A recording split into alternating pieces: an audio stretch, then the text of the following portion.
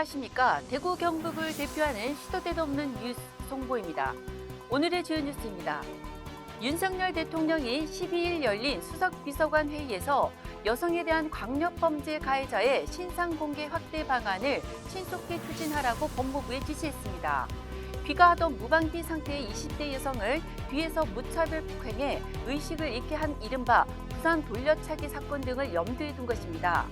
대구에서도 지난달 귀가하는 여성을 뒤따라가 원룸까지 침입해 성폭행을 저지르려고 했던 20대가 구속됐습니다. 부산 돌려차기 사건과 수법이 유사했습니다. 신상 공개 대상이 될지 주목됩니다. 제4회 세계문화산업포럼이 크리에이터 이코노미와 지속가능성을 주제로 14일, 15일 대구 호텔 수성에서 열립니다. 반기문 전 유엔 사무총장과 세계적인 인류학자 제인구달 박사도 참가해 기후변화 대응과 지속가능 발전 목표의 중요성을 강조합니다. 세계문화산업포럼은 문화산업과 첨단 기술 관련한 세계적인 필요에서 전문가, 기업인들이 모여 문화 발전과 세계 번영을 논의하고자 2019년 출범했습니다.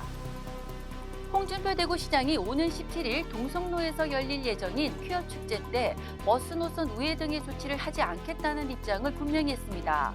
홍 시장은 12일 오후 자신의 SNS에 퀴어 축제 때 주변 도로에 대해 경찰에서 버스 노선 우회 요청이 왔다며 대구시로서는 도로 점령 허가나 버스 노선을 우회할 만큼 공공성이 있는 지표로 보기 어렵다. 대구시는 그런 조치를 취할 계획이 전혀 없다고 했습니다. 홍 시장은 또 경찰에서 질서 유지를 잘해서 사고를 미연에 방지하길 바란다고 덧붙였습니다. 대구시가 달빛 내륙고속철도 건설 특별법 초안을 국민의힘 윤재욱 원내대표에게 전달했습니다. 10일 대구시와 윤재욱 원내대표실에 따르면 윤 원내대표는 이르면 다음 달쯤 광주 지역 더불어민주당 소속 의원들도 동참한 가운데 달빛 고속철도 특별법을 대표 발의할 예정입니다.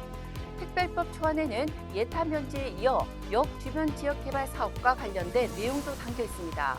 달빛 고속철도의 역 주변 지역을 개발하는 데 있어 각종 규제 완화는 물론 필요 조건이 갖춰질 경우 국비 투입도 가능할 것으로 예상됩니다.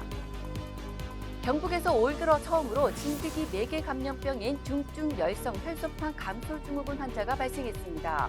경북도는 상주에서 텃밭 작업 후 고열과 두통 등의 증상, 혈소판 감소로 대구 지역 의료기관에 입원한 60대가 지난 9일 중증열성 혈소판 감소 증후군 양성 판정을 받았다고 10일 밝혔습니다. 이 환자는 현재 입원 중이며 생명에는 지장이 없는 것으로 알려졌습니다. 경북도는 단일, 등산 등 야외 활동 시 진드기에 물리지 않도록 주의를 당부했습니다. 경북 지역에서 대낮에 술을 마시고 음주운전을 하는 낯술 운전자가 지난해에 비해 크게 늘어난 것으로 나타났습니다. 12일 경북경찰청에 따르면 지난 4월 13일부터 5월 31일까지 경북 전역을 대상으로 진행한 주 야간 음주운전 특별 단속에서 총 770건의 음주운전 차량이 적발됐습니다. 이 중 주간 음주운전 건수는 178건으로 전체 음주운전 4건 중 1건꼴입니다. 지난해 같은 기간 적발된 주간 음주운전 151건과 비교해 17.8% 늘어났습니다. 13일 대구와 경북 지역은 오후에 곳에 따라 소나기가 내리겠습니다. 30도를 넘나드는 낮더위는 이어질 전망인데요. 대기가 불안정해 소나기 소식이 자주 들려오는 요즘 시설물 관리 철저히 해주시고요. 안전사고에 주의하시기 바랍니다. 대기 확산이 원활해 미세먼지 농도는 보통에서 좋은 수준입니다. 습한 날씨는 공기 중에 수분이 함량이 높아져서 불쾌감을 향상시키는데요. 그래서 낮은 온도로 냉방 유지를 하게 되는데요. 추위를 느끼는 온도는 개인차가 있어서 추위를 잘 느낀다거나 체력이 떨어지고 몸이 허약한 상황이라면 얇은 외투를 준비해서 추위를 느낄 때 옷을 입어주는 것을 권해드립니다.